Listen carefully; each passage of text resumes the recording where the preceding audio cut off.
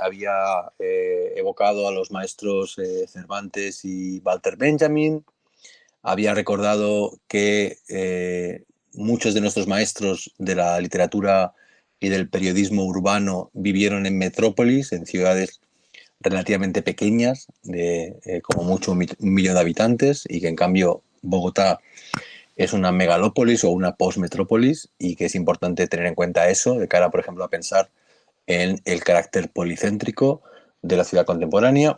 Habíamos hablado de la importancia de pensar la dimensión visible, oficial, pública, diurna de la ciudad, pero también su dimensión invisible, sexual, emocional, underground, secreta, etc. Y os recomendaba que, si no los habéis leído, leyerais los ensayos de Susan Sontag sobre el Nueva York, por ejemplo, de los cines porno, o las crónicas increíbles de Pedro Lemebel sobre Santiago de Chile.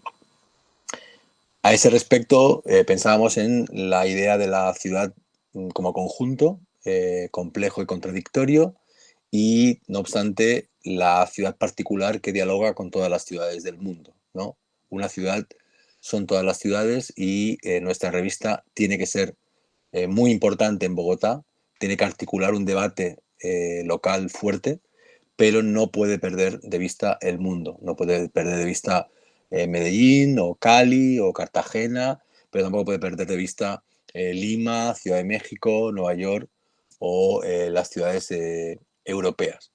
Después insistí mucho en la importancia de incorporar de algún modo también la ciudad, que en realidad nunca nadie que yo sepa ha incorporado al discurso de una revista cultural, que es el de las inteligencias artificiales y las inteligencias no humanas, la sensibilidad vegetal y animal, la pluralidad ecosistémica y biológica de la ciudad, a ver cómo somos capaces también de incorporar eso. De hecho, tengo una amiga muy querida en Bogotá, arquitecta, Carolina, que es una amante desde siempre de las aves y de los animales, y ella tiene un perro, ¿no?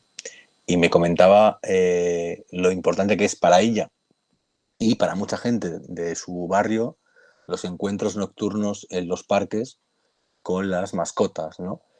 Bueno, yo no he leído nunca ninguna gran crónica sobre eso, ¿no? Sobre esa otra ciudad. Esta mañana he estado paseando por la playa en Barcelona, y la última playa de Barcelona, la última, ya colindando con la ciudad vecina, que es Sant Adrià del Besós, es una playa de perros, es una playa reservada para que los perros puedan correr. Tampoco he leído ninguna gran crónica sobre esa playa, ¿no? Creo que es interesante, es importante, y tenemos además personal en el proyecto como para ser capaces de incluir esas otras especies compañeras y presencias no humanas en nuestro periodismo cultural de un modo innovador y distinto. Tenemos que pensar como hackers, como freelance, como... ¿Sabéis que freelance viene de lanza libre? Freelance, ¿no? Es como un caballero andante, como un Don Quijote que va por el mundo queriendo hacer justicia.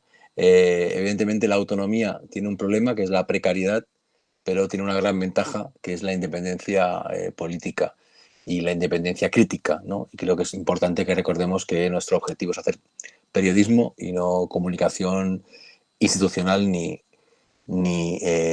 literatura turística. Y al final enfatizaba la importancia de ir pensando, y esto es casi algo que hay que pensar en tiempo real, semana a semana, ¿no? Cómo evoluciona la pandemia, cómo la pandemia afecta a las ciudades, cómo Bogotá va o no va a volver a una cierta normalidad, y cómo eso tiene que afectar el modo de plantear nuestra relación con nuestra audiencia y con nuestros formatos y con nuestros temas, etcétera. Porque evidentemente vivimos un momento histórico fascinante y terrible, y el periodismo tiene la función de dar cuenta del momento histórico en el que se enuncia o se produce. Ahí ponía ayer dos ejemplos, ¿no? El ejemplo de esta arquitectura que un estudio catalán está haciendo en China de ciudad autosuficiente, y os decía que podemos inspirarnos en otros lenguajes que no sea el periodístico para pergeñar, para diseñar nuestra propuesta. Y también creo que comenté que en Barcelona se está repartiendo comida a actores y a actrices porque no tienen trabajo, porque se han paralizado los rodajes, el teatro, los festivales, etcétera, ¿no? Entonces también hay que pensar en esa dimensión que tiene que ver con no solo con la precariedad estructural y con la pobreza, sino también con las nuevas emergencias sociales que están surgiendo y que van a ir surgiendo lamentablemente en los próximos meses. Y después empecé con el segundo bloque que llamaba Claves del mundo contemporáneo para un periodismo con sentido en mis apuntes, y que para mí son algunas características importantes de nuestra época. Gran parte del periodismo que se hace pensando en programas de las facultades de periodismo del siglo XX, en las cuales pues todavía predomina de un modo u otro el sistema vertical, jerárquico, que evidentemente ya no representa un mundo horizontal como el nuestro, ¿no? Entonces, he pensado en 7 conceptos, 7 ideas, algunas vinculadas con lecturas concretas que creo que pueden ayudarnos a pensar, ¿no? A pensar qué hacemos que sea nuevo y que sea interesante ahora, año 2020, ¿no? Muchas veces cuando se crea un nuevo proyecto periodístico, una de las apuestas que dura 1 año, 2 años, después desaparece, es crónicas muy extensas, ¿no? Un gran cronista y un gran fotógrafo hacen un gran reportaje que tardas 1 hora, hora y media en leer, ¿no? Y eso es la gran renovación de un medio, ¿no? Apostar por lo que hace el New Yorker desde hace un siglo, ¿no? Bueno, quizás sí, que eso tiene que estar en un proyecto actual, pero pensemos que otras herramientas y propuestas pueden estar ahí. En fin, lo último que comenté era el concepto de convergencia mediática de Henry Jenkins, lo que tiene que ver con el conocimiento y con la comunicación en nuestra época es multicanal, ¿no? Ya no existe la transmisión de conocimiento por un único medio, y todo de un modo u otro tiene un carácter transmediático. Lo que ayer hablábamos es que Henry Jenkins nos recordó que eso es así, pero que eso no tiene ningún sentido si Pera y yo ahora y vosotros mismos en las próximas semanas no conseguís penetrar en la conciencia de los demás, si no conseguimos que esto y lo que leéis y lo que pensáis converja en vuestras conciencias, en vuestras memorias, y le deis una importancia, le deis una atención, le deis un incluso poder transformador a lo que está pasando aquí, ¿no? Porque estamos constantemente recibiendo relatos, recibiendo información, y solo prosperan, solo importan aquellas que convergen en nuestras conciencias y se convierten en una narrativa personal. Esa es la clave. Tú puedes leer mucho, ver muchas series, ver muchas películas, hablar con muchos amigos. De todo eso, lo que realmente importa es aquello que tú interiorizas y conviertes en parte de tu relato propio. Pero para mí, lo más importante del concepto marca es si marca, si deja huella, si penetra, si deja rastro.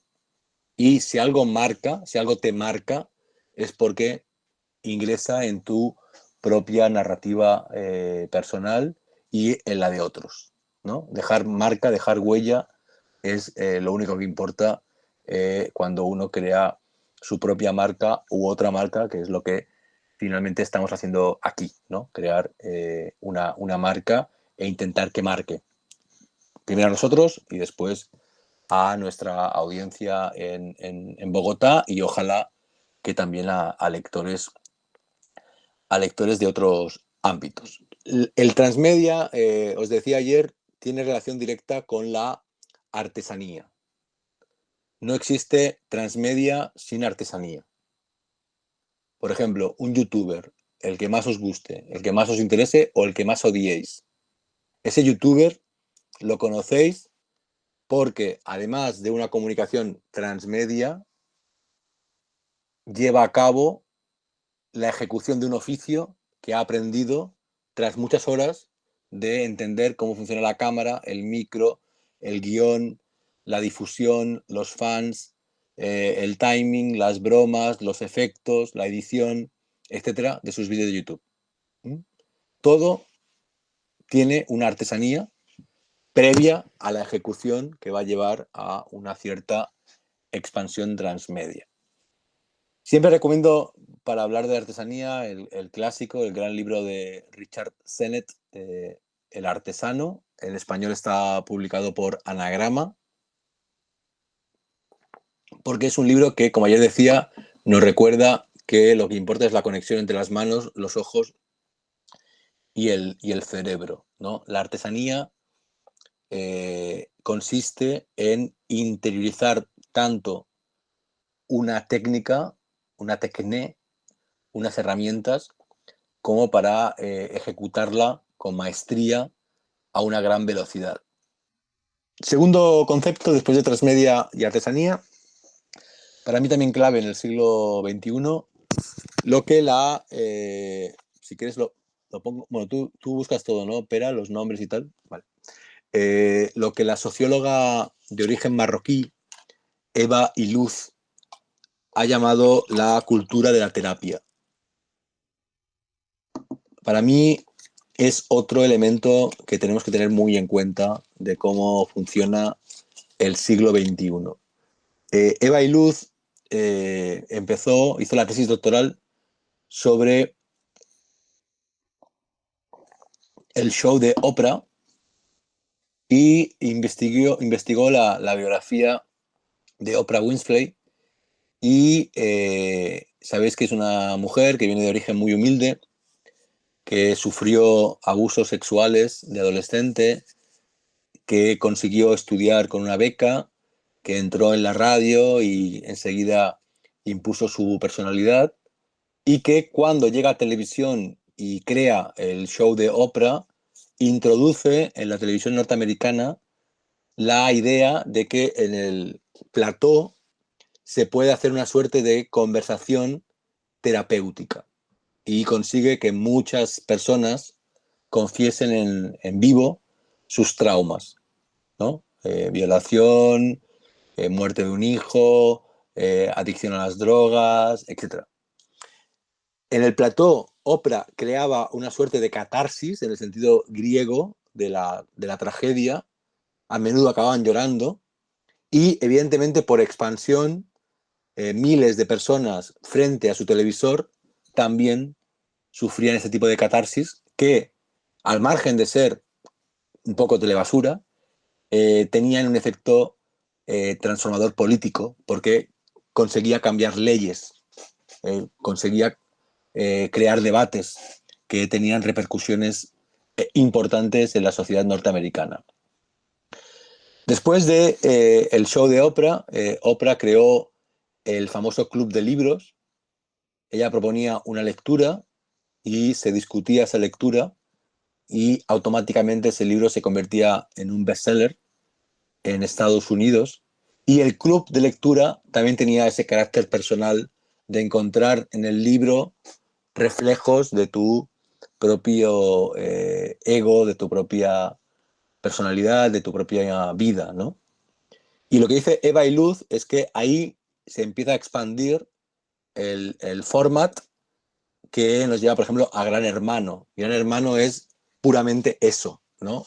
Un plató que es una casa con cámaras en que la gente hace básicamente terapia todo el tiempo, se desnuda, se confiesa, se transforma y ahí nace la telerrealidad, que es fundamental en nuestra época. Hasta el año 98, 99, a nadie se le hubiera ocurrido en el mundo que pudiera existir un canal de programas documentales vinculados con gente anónima, ¿no? Y en 3 años, con el éxito de Survivors y de Big Brother, se convierte en una franquicia y cambia la televisión. MTV, que hacía solo programas de vídeos musicales, pasa a tener programas de telerrealidad las 24 horas del día. Bien, lo que dice Eva y Luz es que en verdad eso Oprah, en el show de Oprah, lo canaliza, digamos, consciente o inconscientemente desde estructuras que ya existían, porque después de la guerra de Vietnam no podía pagar Estados Unidos un psicólogo a cada soldado que volvía de la guerra y se inventa la terapia colectiva, se inventa el grupo de ayuda y se expande la red de alcohólicos anónimos y adictos anónimos. De modo que ya había en Estados Unidos como una red de ese tipo de plataformas o de espacios de terapia común que Oprah lleva a la televisión y la telerrealidad lleva a, al mainstream global, y que después las redes sociales llevan a el teléfono celular de cada uno de nosotros, porque en el fondo lo que hace Facebook es crear un espacio terapéutico en el cual tú dices qué estás pensando o qué has hecho y la gente básicamente te aplaude, te anima, te felicita, te da likes, para mí los clubs de lectura y los talleres literarios también tienen esta estructura. Muchas veces no es que realmente los que van a un taller literario quieran escribir en serio, sino que quieren hacer amigos, dialogar, conversar, conocerse, compartir, que es algo que evidentemente también quieren hacer las redes sociales. Eva y Luz, cultura de la terapia. Ya no podemos imaginar un mundo que no tenga esas características. Paradójicamente, el mundo contemporáneo, con Internet, las redes sociales, Tinder, etcétera, lo que hace es extremar la necesidad de terapia.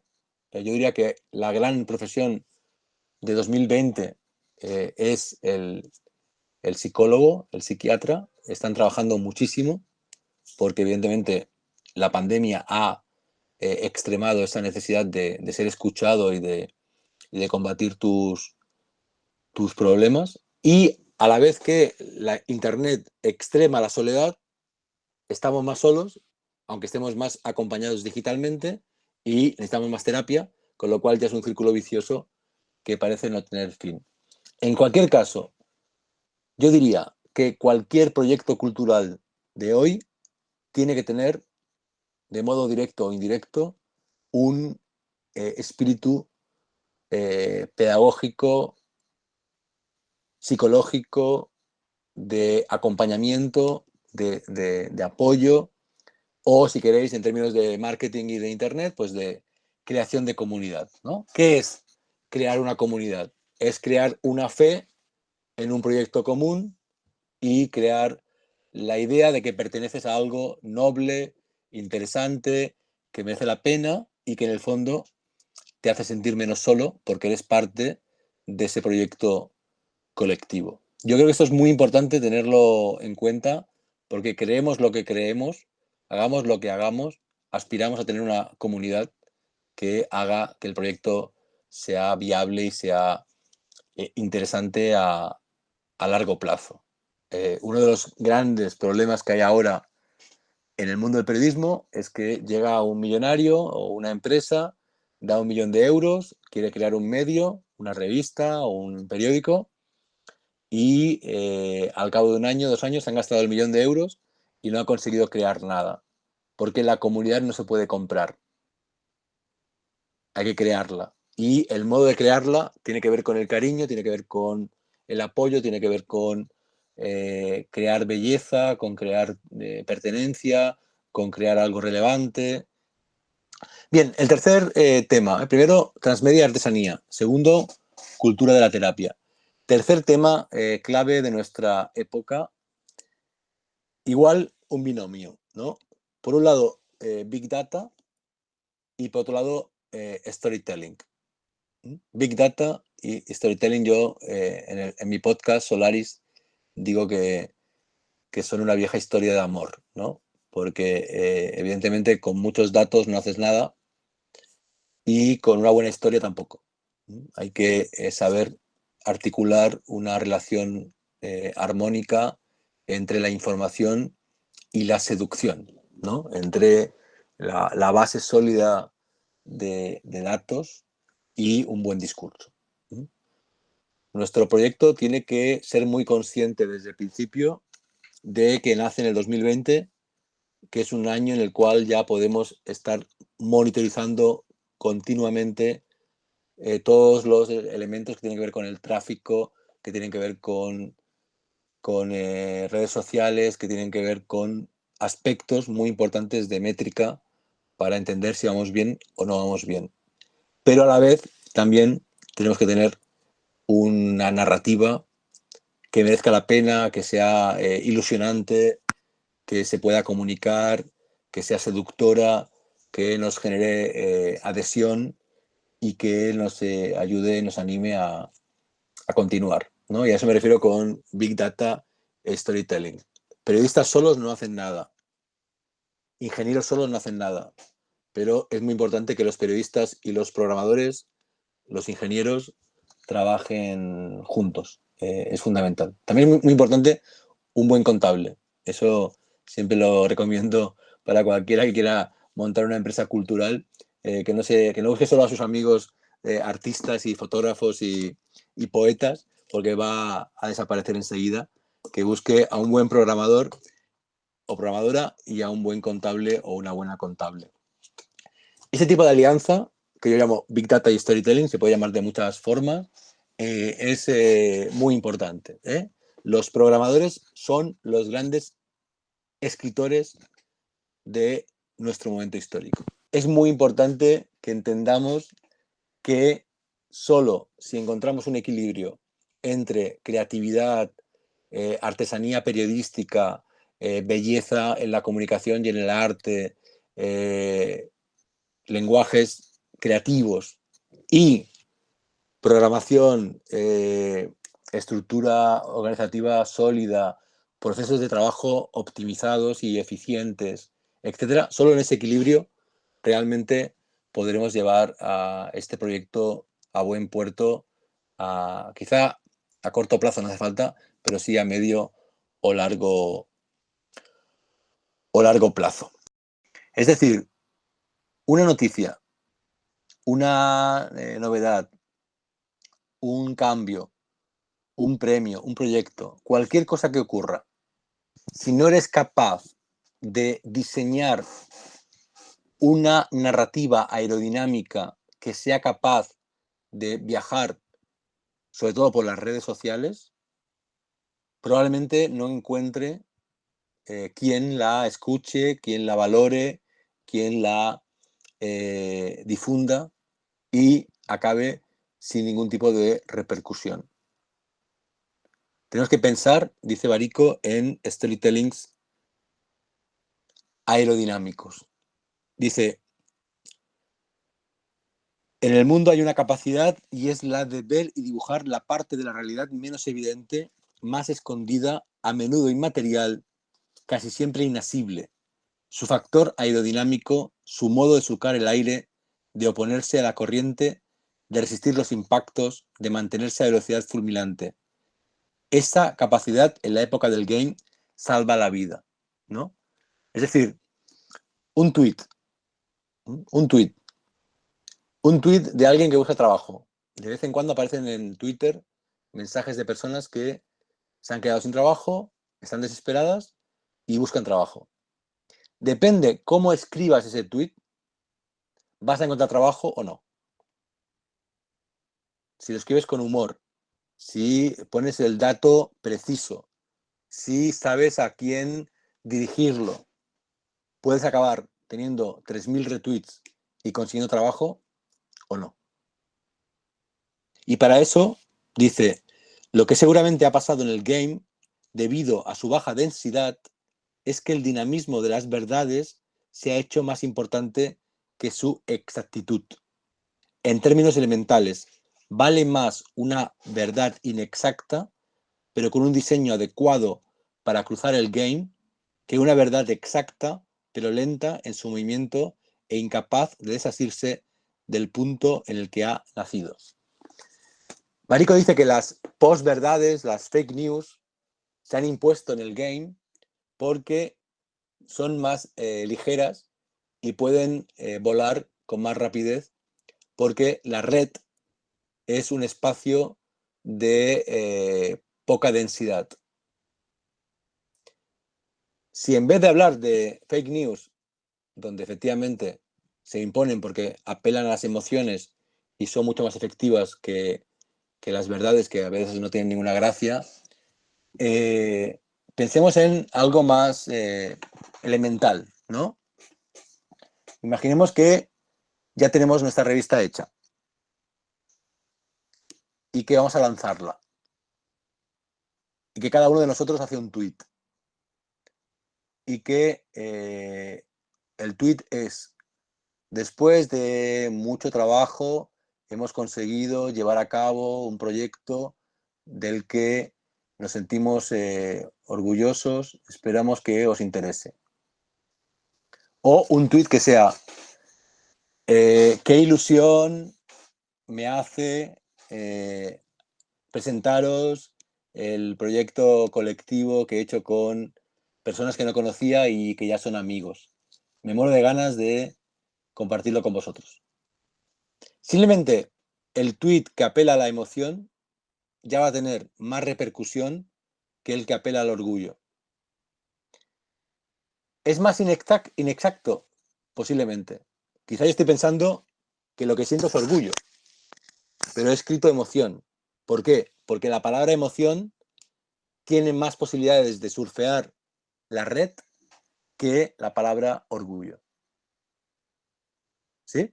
Es decir, la posverdad no es algo tan alejado y tan monstruoso, es algo que estamos haciendo todos los días cuando publicamos una foto con un filtro o con otro. Después de estos tres conceptos, evidentemente, de un modo directo, después del game, encontramos el concepto de la ludificación, ¿no? La gamification, la dimensión lúdica del mundo. Barico en The Game hace una arqueología de nuestra época y se centra en el tránsito entre lo que aquí en España se llama el futbolín. ¿Cómo se llama en Colombia? ¿También? El futbolín y la máquina de Space Invaders, ¿no? El salto entre un tipo de juego en que tus gestos físicos y la fuerza, ¿no?, de tus brazos interviene directamente físicamente en la realidad del juego, y la progresiva virtualización del entretenimiento a través del videojuego. Para Barico, esa es la clave de Internet. En Internet prima la dimensión lúdica y articula la realidad en una forma muy parecida a cómo articula la realidad los videojuegos. Si es así, en el siglo XXI estamos todo el tiempo jugando, ¿no? De hecho, se puede ver Facebook o Twitter o Instagram como un juego en el cual vas ganando puntos, que son los likes, los retweets o los seguidores. ¿Sí? Todo tiene una dimensión lúdica. Por ejemplo, vas al supermercado y muestras tu tarjeta de fidelización, o cuando volábamos, ¿recordáis que íbamos al aeropuerto y subíamos aviones en aquella época lejana y llevabas con tu tarjeta de Iberia o de una compañía aérea y te daban puntos y después te dan regalos? Son mecanismos vinculados con lo lúdico, con el juego, con la recompensa, con el premio, etcétera.